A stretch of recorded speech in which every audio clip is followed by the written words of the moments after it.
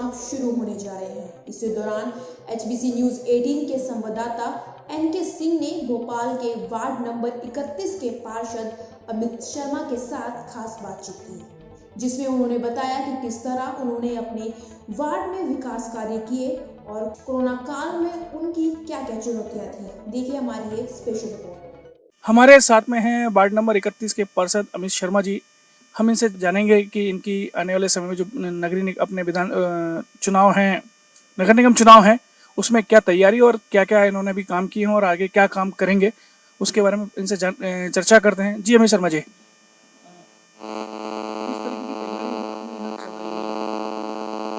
देखिए, हम लोगों की तो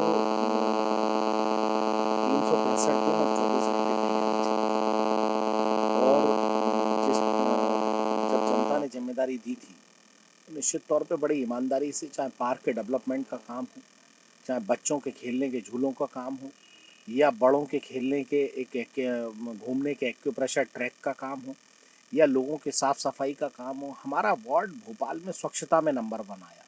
हर व्यक्ति हमारे यहाँ बड़े डिवोटी पने से, बड़े ईमानदारी के तरीके से यहाँ अपना योगदान देता है, वार्ड को अपना घर समझता है, स्वच्छता पर ध्यान देता है।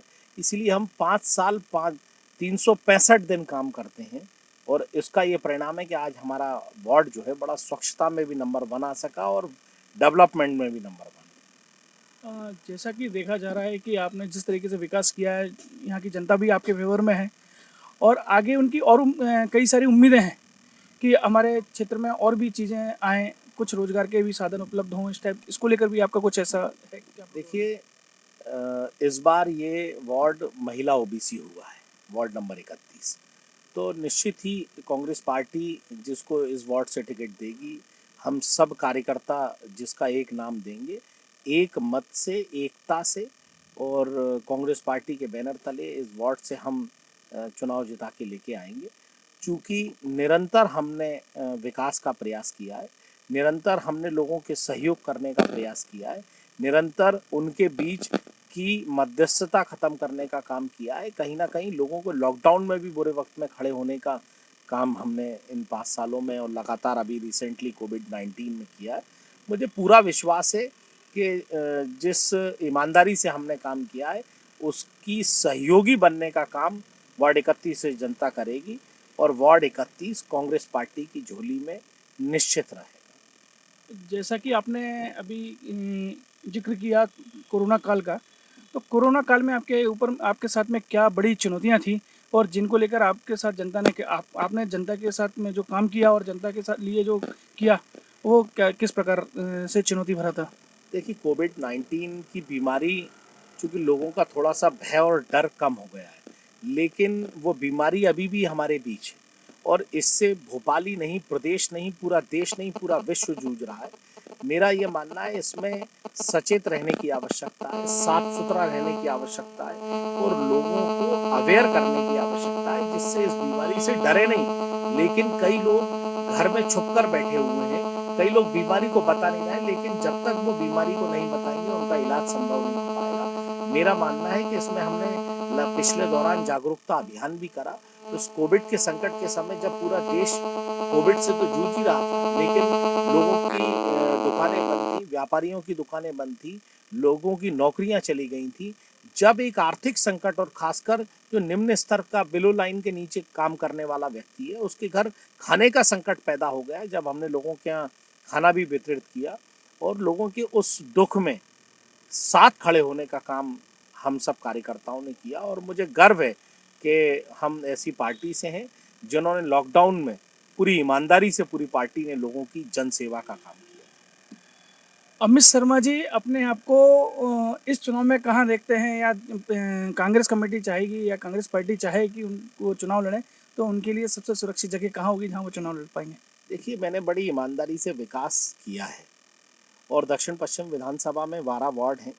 मेरा निर्णय मेरी पार्टी लेती है, जहां पार्टी लेगी, जहां पार्टी उपयोगिता समझेगी, वहां चुनाव में खड़ा करेगी और मैं अपने विकास, अपनी विनम्रता और अपने सहयोगियों के साथियों के साथ पूरी ताकत से वहाँ कांग्रेस पार्टी का झंडा बुलंद करूंगा और लोगों को विश्वास दिलाऊंगा कि जिस तरीके से वार्ड 31 में हमने ईमानदारी, मेहनत और तन्मयता से काम किया है, वही विकास का कार्य, विकास का संकल्प हम आगे के वार्ड में लेके जाएंगे और श्रृंखला को आगे बढ़ाएंगे। क्या चुनौतियां होंगी ये अभी कोरोना को देखते हुए भी? अभी नई नई चीज़ें आ रही हैं, वैक्सीन का भी आने का चल रहा है, मगर कोरोना का भय, अभी जो बीमारी है पूरी तरह से ख़त्म नहीं हुई है, तो क्या चुनौती देख रहे हैं आने वाले समय में आप अभी? देखिए, निश्चित ही लोगों के मन में भय और डर अभी भी है। बस ये है कि लोग निकल रहे हैं। लोगों ने कोरोना की इस महामारी से लड़ना सीख लिया है, क्योंकि वो जागरूक हो गए। और ये अदृश्य ऐसी बीमारी है कि जिसके बारे में कोई जानकारी आज भी नहीं है, लेकिन ज़्यादातर हद तक मास्क लगाने से, सैनिटाइज करने से, हाथ बार बार धोने से और तमाम जो उपयोगी कारण हैं कोविड-19 से बचने के, वो कारण, वो उपयोगिता के लिए हिंदुस्तानी हर काम कर रहा है। हमारे मध्य प्रदेश, हमारे भोपाल के लोग भी कर रहे हैं। और जहाँ तक है एक दूरी के माध्यम से, लेकिन ये लगातार बड़ी बीमारी है, कब वैक्सीन आता है और कब लगता है, लेकिन जो सुचारू काम अपने हिसाब से सरकार चलाना चाहती है वो चला रही है। और जिस तरीके से होगा हम सामना करेंगे, और ज़्यादा से ज़्यादा मतदान हो सके और लोग इस विकास के कार्य को, अपने भोपाल को एक अग्रिम पंक्ति में मध्य प्रदेश के लोगों में खड़ा कर सके, इसका प्रयास करेंगे। नगर निगम चुनाव में आप बीजेपी के कैंडिडेट को कहाँ देखते हैं अपनी तुलना में, कांग्रेस की पार्टी की तुलना में उनको आप किस तरीके से देखते हैं?